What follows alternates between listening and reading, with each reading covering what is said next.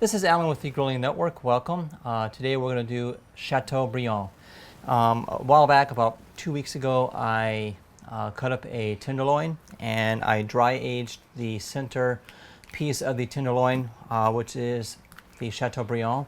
And I'm going to go ahead and do a marinade for this, and we'll do that next. Okay, I've removed the dry bag steak from Umai. It's a special bag that you use to dry age your steaks in your refrigerator. Great product. We're going to go ahead and carve this up into 3 1-inch slice steaks, and then we're going to go ahead and set that aside.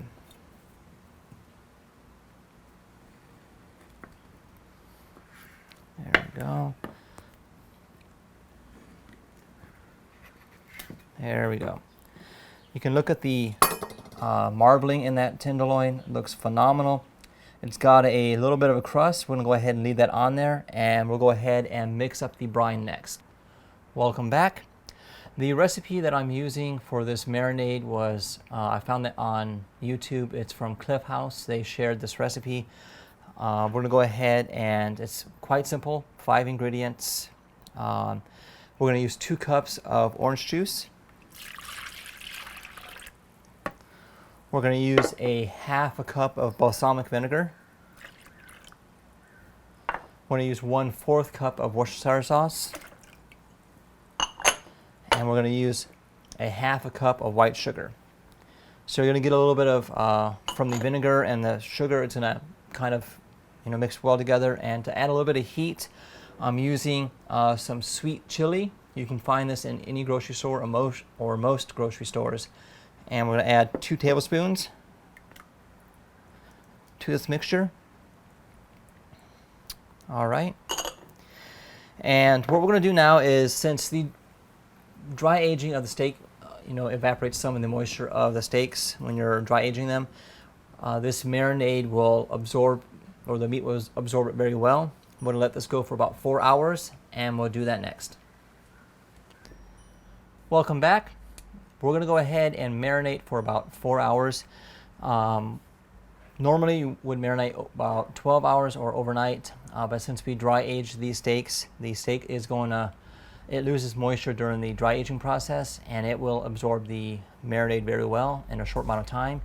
So we're going to go ahead and, like I said, for 4 hours, put it in the fridge, and we'll check back and toss it on the grill.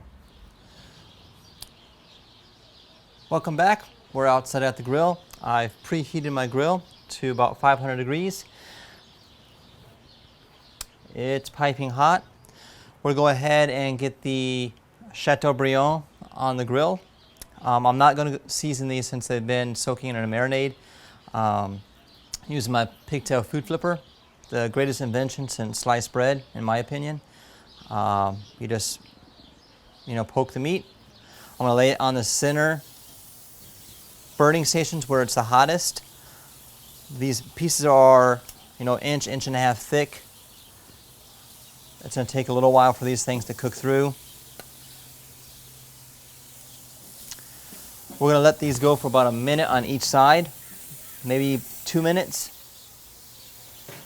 We'll check back in a few minutes. Okay, I've been cooking these filet mignons for about 2 minutes. I'm going to go ahead and flip it over. They've got a nice sear to them. This grill is piping hot. You can see the marinade was bubbling a little bit. We're going to let the other side go for another minute.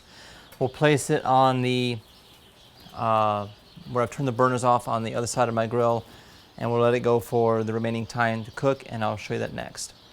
Okay, now it's time to place the filet mignons on the side of the grill where I've turned the burners off, so indirect cooking.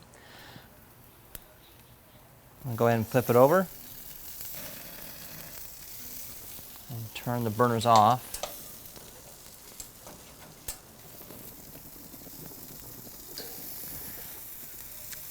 The way I check my meat is if you push on it and it has resistance, which these do because they're such thick steaks, they're not done for me. I like mine medium rare, which is you get a little bit of resistance but not too much. And if you put your fingers like this That is a overdone steak for me, and it's hardly no resistance whatsoever. I like mine more like right here or here where it's got a little bit of give. Here is rare. So I like mine more of a medium rare or more of a medium well. So let this go for about 5 minutes. General rule of thumb to start checking, in my opinion, and we'll check back then. Welcome back, guys. These steaks are done. I'm gonna go ahead and set these on my cutting board.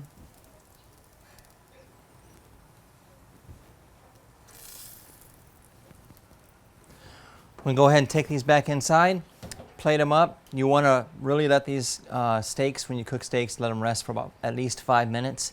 That allows the juices to redistribute throughout the meat.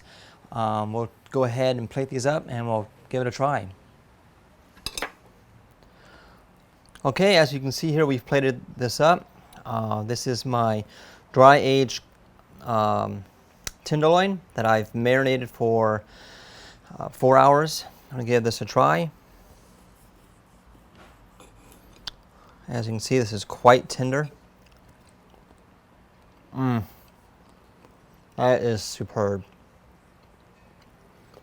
You can taste the marinade. It's got a little bit of sweet to it, but and it's also got the earthiness from dry aging. Extremely tender.